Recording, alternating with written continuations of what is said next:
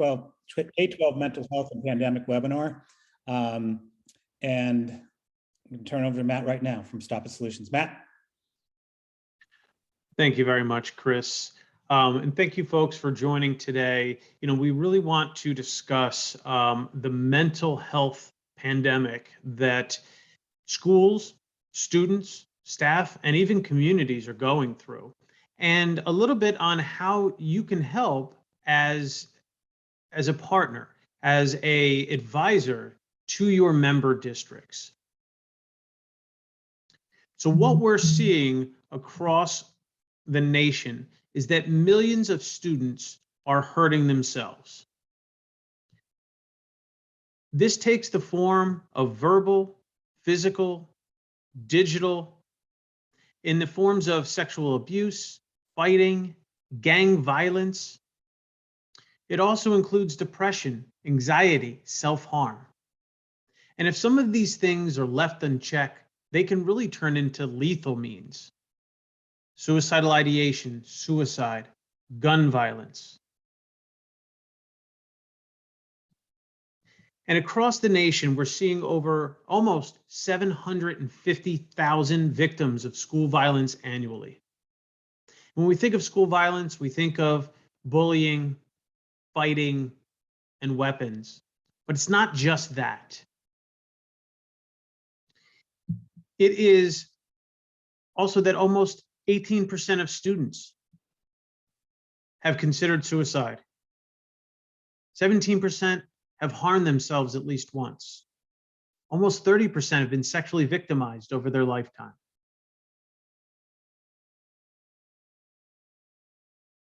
And what we're seeing is more and more data coming out of the pandemic on the toll that it has taken on especially students, but staff as well, and their mental health.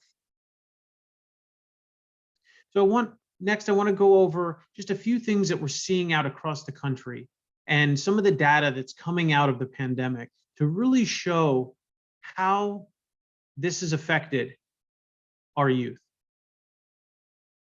1 out of 5. 1 out of 5 children and adolescents have experienced or will experience a mental health problem during their school year. So if we just have 5 folks on this webinar, and we all think about a student or a child of our own that we're a mentor for, 1 of those 5 students will experience a mental health issue, crisis, or problem during their school years. And it's not just a statistic, not just 1 out of 5, it's not just a statistic.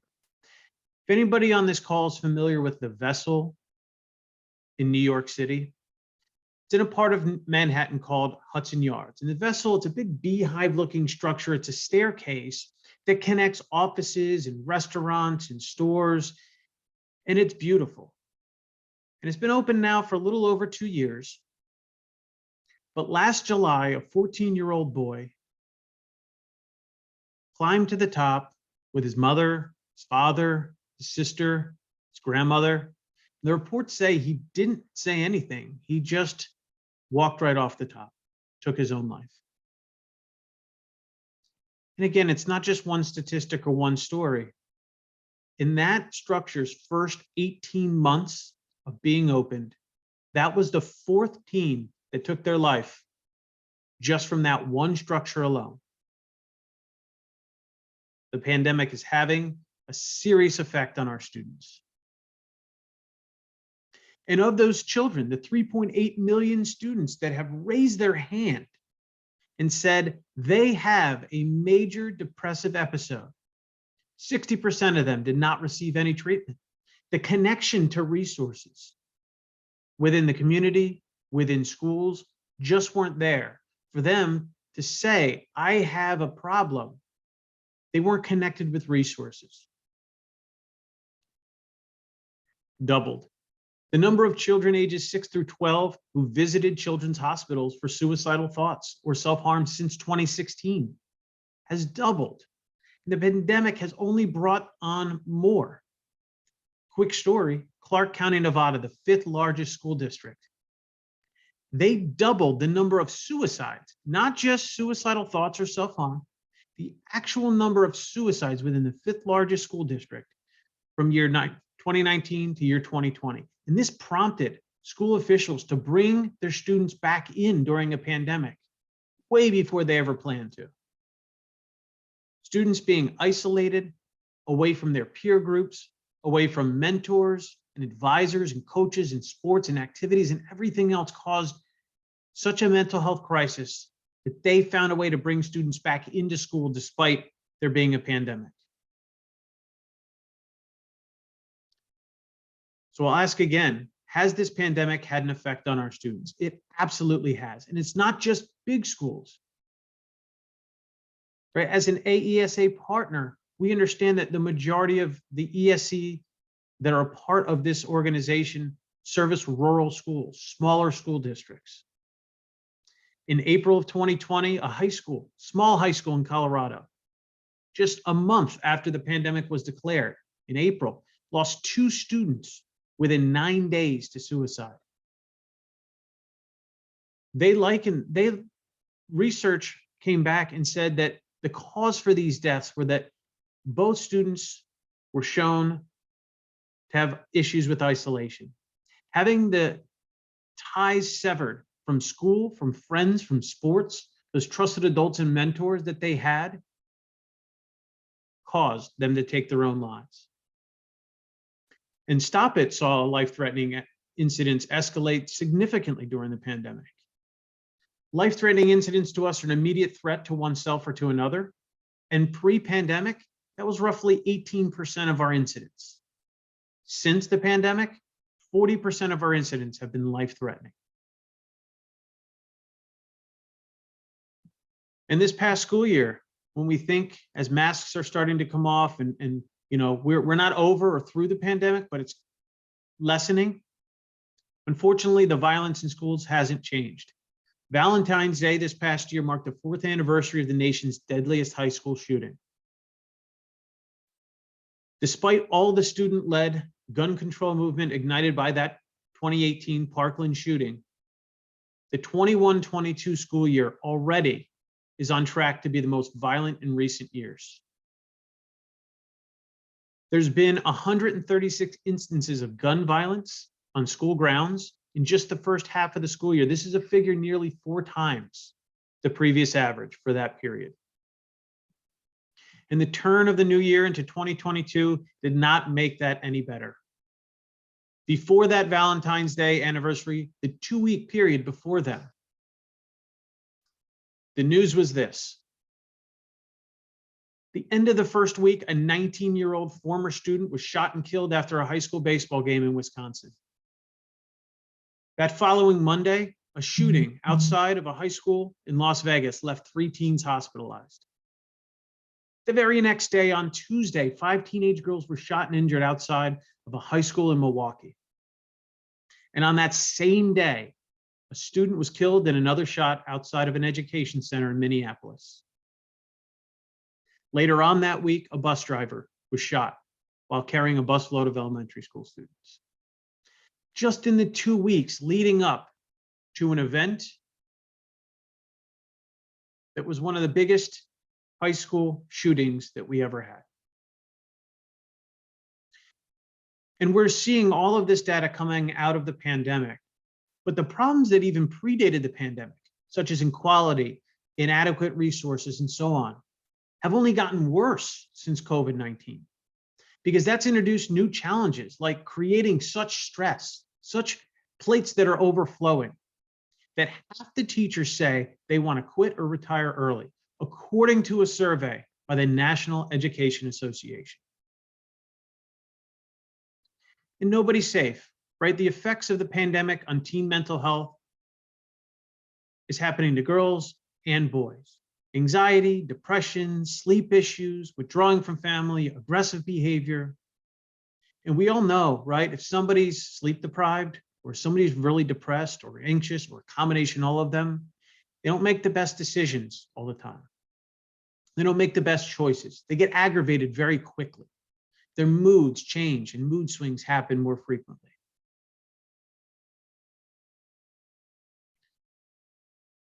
We're also seeing this happen on school networks. So this data is from a network and device surveillance company. This is things and keywords that are being found on a school's network. This isn't private social media or private email. This is on a school's network. This chart here compares the first 3 months of school year 19 and 20 to the first 3 months of school year 20 and 21, pre-pandemic, in pandemic. They saw a 66% increase in overall flagged incidents. Of those, 83% increase in suicide and self-harm language, an increase of 63% in violence, 135% increase in nudity and sexual content. This is on a school's network. These are students reaching out for help. They know they're going to get caught. And a 59% increase in drug and alcohol talk. Now, although these facts are alarming, the most alarming fact about this is not even on this graph. In that first section, the first 3 months of 19 and 20 school year, just 4% of these incidents were from elementary school grade students. In that second cohort, 18% were at the elementary school level. These things are happening at a younger and younger age. The isolation, being at home with older siblings, their school lives in the middle school and high school are coming home to younger and younger students. These students are also having access to internet-enabled device with less oversight, access to phones, access to laptops, and so on.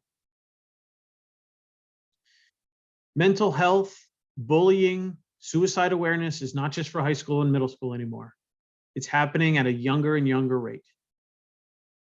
And with all of these things going on, somebody witnessed these. Students and staff members are the eyes and the ears of the school districts, of your members. But the fact is, people don't feel comfortable to do anything to intervene. They chose to be a bystander instead of an upstander. Maybe they weren't comfortable. Maybe they didn't know where to turn. Maybe they weren't connected to those resources I mentioned earlier. Or maybe they had fear of retribution. 4 out of 5 teens who attempted suicide have given clear signals of their intentions for others. They've either called out for help. Maybe they were part of that 60% that had a major depressive episode and said, I need help, but there were no resources. 85% of bullying episodes, at least one peer was present. And in 2 or more cases, 50% of the cases, somebody is seeing somebody else being bullied, whether it's online, whether it's in person. 3 out of 4 spoke with others before they carried out a school attack. Either they said, hey, do you feel like me? Come join me. Be on my team. Let's do this together. Or they said, I don't know what to do. Maybe they're Googling how to make a bomb, or Googling where to buy a gun, or asking a friend, can I borrow your dad's weapon? They've spoken with somebody about it. And from the US Secret Service, their threat assessment center, 80% of mass shootings are preventable due to the presence of early warning threat indicators. When they go back, they see this presence on social media. I was speaking with a school district and they said a few weeks ago, and they said they had a student that was starting to act like, dress like, behave like, and even speak like the Parkland shooter. Sort of identified with that person.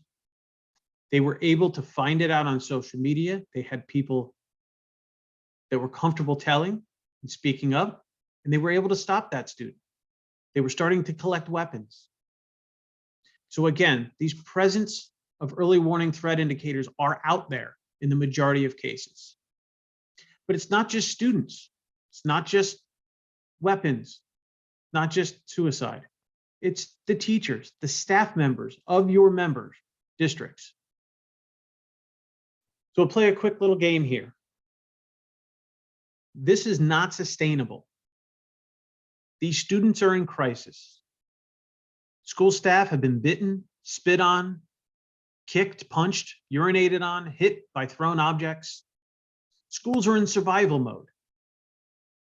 This is the most difficult period in public education in my 23 years. Do any of these sound familiar to you? Are any of your member schools telling you these things? If you have friends that are superintendents or principals or teachers or counselors, social workers, are they telling you this stuff?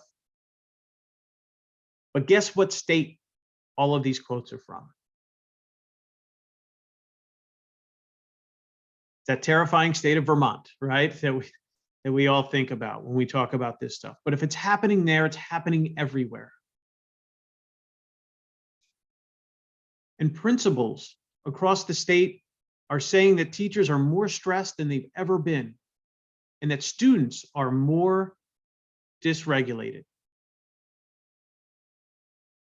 You know, I don't know if the reporter knew the foundational truth in this statement, but they hit the nail on the head.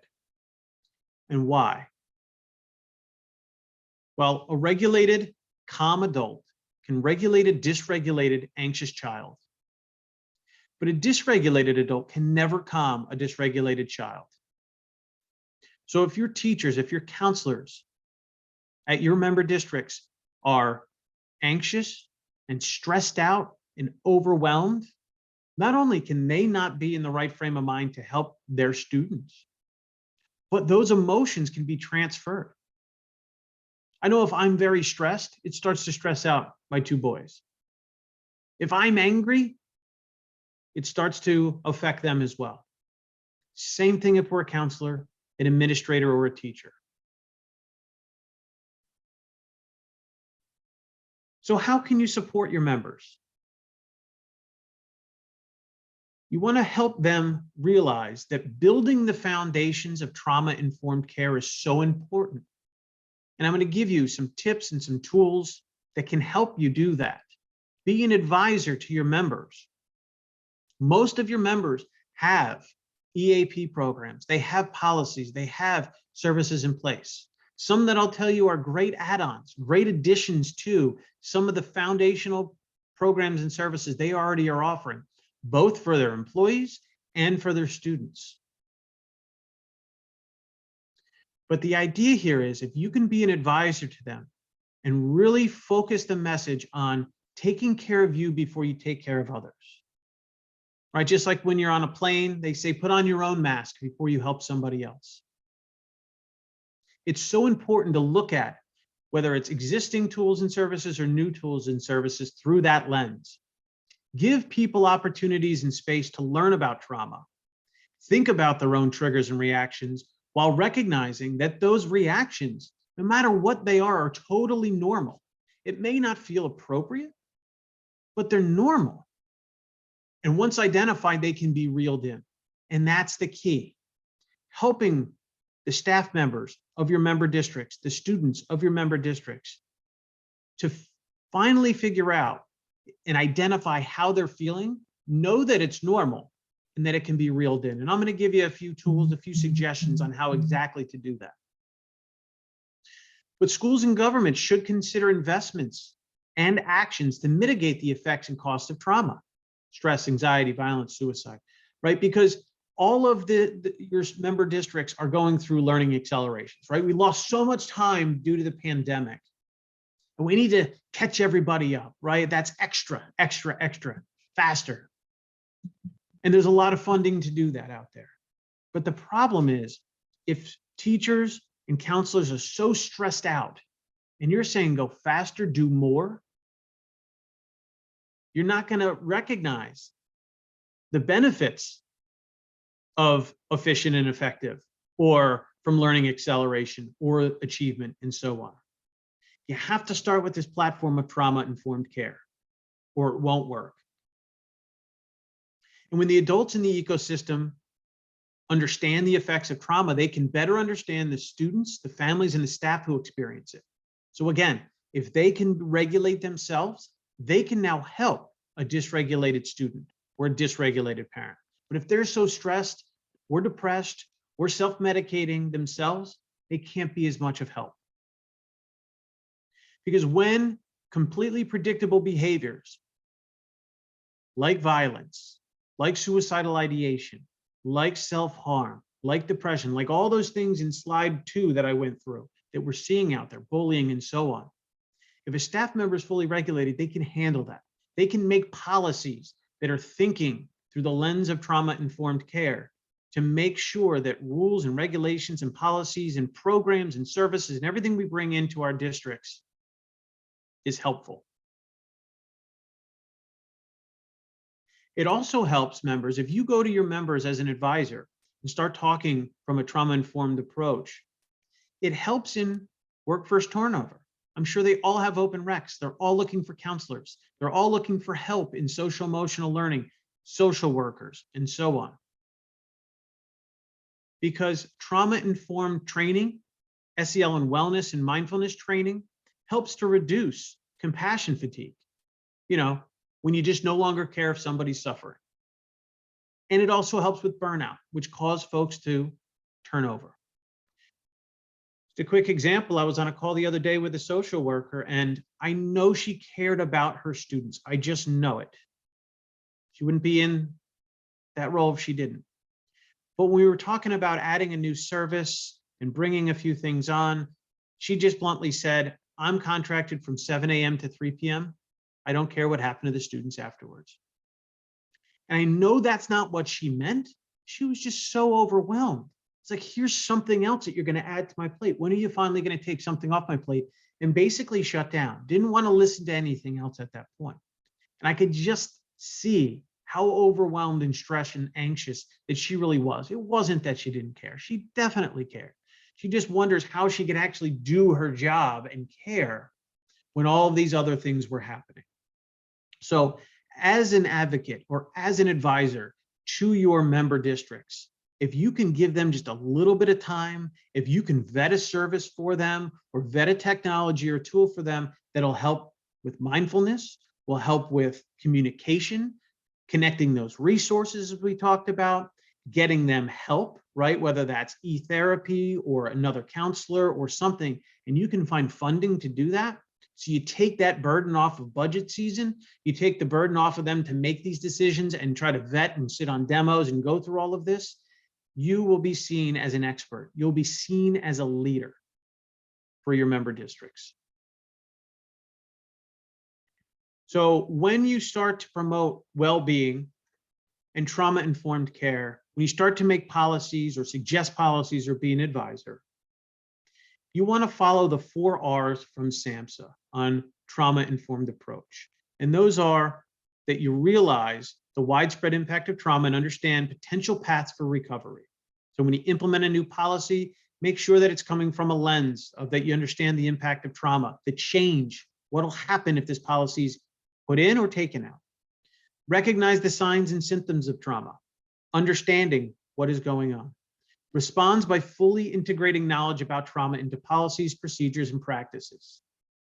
If we make a policy, for example, around maternity leave, how long? What services do they get? Are we thinking about it from a trauma-informed lens? We're thinking about it from a financial lens and so on, just an example. And actively seeks to resist re-traumatization. This is so key. You never want to re-traumatize somebody, whether that be a student, a staff member, or so on, because of a policy or because of a tool. What you want to do is advise your member districts to bring in tools, to bring in services that help not re-traumatize students or staff members, that can start to cause poor behaviors. Give you a quick example on re-traumatization. Students spent the entire night at home. Parents were screaming at each other. They're going to get a divorce. Student barely got any sleep, crying most of the night. Heard language they normally wouldn't hear. They come into school the next day and they're just staring out the window. They're exhausted. They're not focused. And the very first thing they hear is, "Hey, Johnny, pay attention. What are you doing? Why aren't you focused? Get out your books. Come on." They're probably going to either explode or they're going to go so far inside. Either way, they're not going to be connected. That's what we call re-traumatization. Instead of pulling somebody aside, "Hey, Johnny, can you come here? Let's talk. Is everything okay? Can I help you? What can we do?" Right? That student may be embarrassed by that moment, and who knows how they affect that trauma. We don't know what other baggage is back there. So if we just had a way to communicate where it's, "Hey, my friend Johnny's parents are having fights multiple nights, please handle them with care. Or one of the parents can let the school know, even if it doesn't have to be the parent saying this or raising their hand and saying we're having problems. Somebody just letting and communicating with the school. What else can we do? Well, the pandemic is such a traumatic, fearful event, and it can have lasting adverse effects on mental, physical, social, emotional, and spiritual well-being. We're seeing the trauma and uptick in sleep disorders, undesired weight gain, depression, burnout, substance abuse. If all of these things are happening, a very tired, depressed, burnout teacher or counselor is starting to abuse substances. Are they there 100% for the students that they need to help? Absolutely not. Can we take practical steps to help recognize and respond to this trauma? Provide support for those who have endured mild or intense anxiety, fear, isolation, depression, and everything else. Give them tools and services and support and advice to help them get through this time so that they can be there for the students that they need to be there for. So what can we do? You can be an advisor to your educators, to your member districts on creating positive and safe and affirming school environments, expanding social and emotional learning programs and other evidence-based approaches that promote healthy development. Push learnings on how to recognize signs of changing, whether that's in mental or physical health, trauma, behavior changes, a continuum of support to meet those mental health needs, trauma-informed mental care and training, expand school-based mental health workforce. If we can't get more people, there's funding out there for things like e-therapy, right? The in-school counselors can focus maybe on the highest need students, and other ones that walk through the door, they can use e-therapy to take a few courses or a few evaluations and then be sent off with a continuation plan that then the counselor can help guide or the social worker can help guide. Again, just taking a few things off the plate. When a social worker or a counselor just sees that caseload start to widen and it just feels like they're never catching up, potentially help them with services like e-therapy, SEL and wellness, safety, trauma-informed care training. And overall, just tools and services and advice to help support mental health and trauma awareness. Things like anonymous reporting, right? I mentioned connection to resources, a way for somebody just to inform the school of information, whether it be anonymously or identifiable. Kids know as much as anything else, as I said earlier on in this webinar. They see what's going on. If you can be informed as a district to what's going on, whether it's behind the scenes, at home, on social media, things that you aren't monitoring or don't have time to monitor, if you can know just to handle a child with care, or that this student is going through a rough time, or I think the student's showing signs of modeling after the Parkland shooter. The district can take measures to stop these things before they happen, to prevent them. And these are all tools. These are all services that can be brought through with federal funding. You can also advise your members to protect and prioritize students with higher needs. As I mentioned, bring in something like e-therapy. Access to comprehensive, affordable, age-appropriate mental health care for all employees and their families. Expanding EAP programs, using funding for mental health assessments like suicide assessments, well-being assessments, even over and above just the typical assessments that are run every day, maybe by the state. Implement policies that address underlying drivers of employee mental health challenges, right? Including both home and workplace stressors. Are employees comfortable going through their EAP program? How many teachers are going to raise their hand to their EAP program and say, I have a drinking problem? I'm so stressed that I'm going to lose it. They may not know or think that it's anonymous. They think it may get back to their district. So if there's other ways, other crisis lines, other national places they can go that are anonymous, they can at least get help. They can at least talk to somebody. And again, assessments are so key, right? Regularly assess employees' sense of well-being within the workplace. And assess students.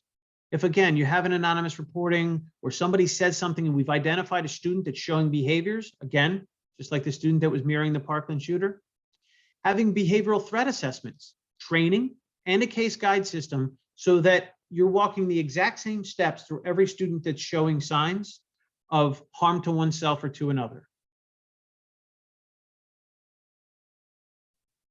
You want to also advise to implement communications tools to prevent the re-traumatization, as I just described, of students and staff when they walk through the doors every day. And I'm here from STOPit Solutions because we are a comprehensive safety solution. We prevent, detect, contain by using a multitude of products, technology, tools, services, all together to help districts understand and learn and ultimately prevent. And we have tools such as our Help Me app, which is a connection between resources and support and the communities that they're intended for. This is local and school resources built in along with national resources, brain resilience, SEL and wellness training, all in one app. There is a communication tool as well if somebody wants to share something. We also have our anonymous reporting system. This is what we're most known for, allowing students, parents, and staff members to just tell anonymously their school what they're seeing, hearing, and feeling. We also have network and device surveillance. But as I mentioned, these things are happening on the network. If a district can be flagged and let know, hey, this is going on in an email chain back and forth. This is happening in a Google Doc. A student is writing their diary right on GChat, and it's getting darker. For those emergencies that require 911 or even internal emergencies, we have a panic alert system. Everything from an active shooter to a chemical spill, to a wild animal, to a tornado. Getting the right people to the right places as quick as possible. Threat assessment training, threat assessment intervention, and a case guided management system to ensure that that training, any of those national models are being followed the same way, the same steps every time, once a student is identified. And finally, all this training that I keep mentioning, SEL and wellness training for students, for staff, and everywhere in between. STOPit currently works with over 4 million K-12 users in 7,000 schools in 49 states. We've actually now managed over 200,000 incidents, and 40,000 of those were life-threatening interventions. We've intervened in over 10,000 suicide, self-harm, and violence interventions. We deter behaviors, mitigate risk, and prevent serious violence. This is also why we are a business partner with AESA. Our relationship was formed to help provide mental wellness and safety programs to ESAs nationwide. And we have a great track record for working with them. In 2019 and 2020, we submitted 17 applications with our partners, awarded 12. Total award dollars, $7.1 million. We've impacted almost 700 districts.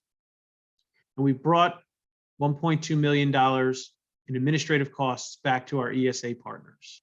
You just see a few here that we work with.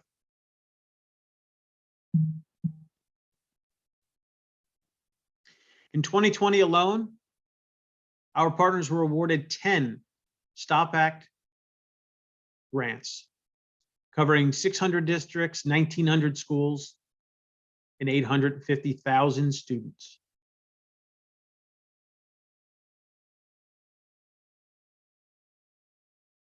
The Stop School Violence Act is a great funding source for school safety, for SEL and wellness training, as well as panic alert, threat assessment. Most of the tools that I brought up today are covered under the Stop School Violence Act. It's a federal grant through the Department of Justice that gives $100 million for school safety each year. At an ESA level, you can apply for up to $1 million in funding, and you have 3 years to deploy it. Every year, you can apply for a grant. Submission deadline's not quite set yet. It hasn't been released, but likely between April and June. We also help with the grant application services. We will help deliver a program for you so that you can have the right tools, the right services to advise your members, to fully vet, as I mentioned earlier. So again, we can identify a need and offer a vetted service. And the ESAs can earn up to $150,000 to offset program-related costs, according to the grant. And your member districts benefit as well. We'll work with you to build a plan. Maybe all of the services are needed, maybe only some. That federal Stop School Violence Act covers the district for up to 3 years of the services and the sustainability rates afterwards, so that districts can continue on. They can try out the services for 3 years and then continue on with those services to bring all of this school safety and mental health awareness tools and services to their students on an ongoing basis. And again, the results create a safer, healthier school environment and culture for your students. So with that, I want to thank you for joining today and open up the floor for any questions.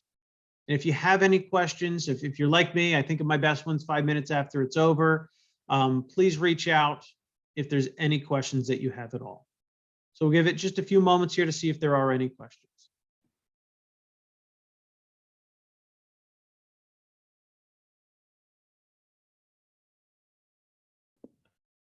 So if this is Daisy from Montana, and if we're interested in having you help us prepare the grant, how are those steps done? Depending on which grant you're looking for, we would work with you. We would set up and make sure that we identified the right programs, keep you on timeline. We can help advise in multiple ways. What sort of needs, data, is needed for the grants and so on. So we have a government affairs team that will work hand in hand with you, just to make sure that we're here to advise you the entire way through. Thank you. You're welcome.